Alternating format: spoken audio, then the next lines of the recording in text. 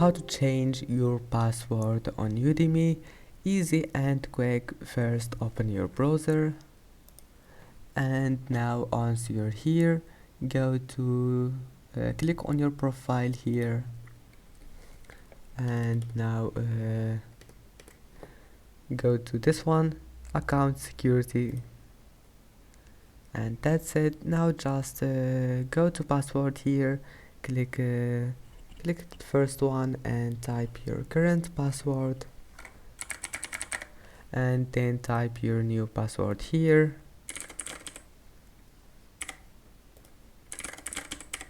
and that's it. Now just change password, and I hope that can help you.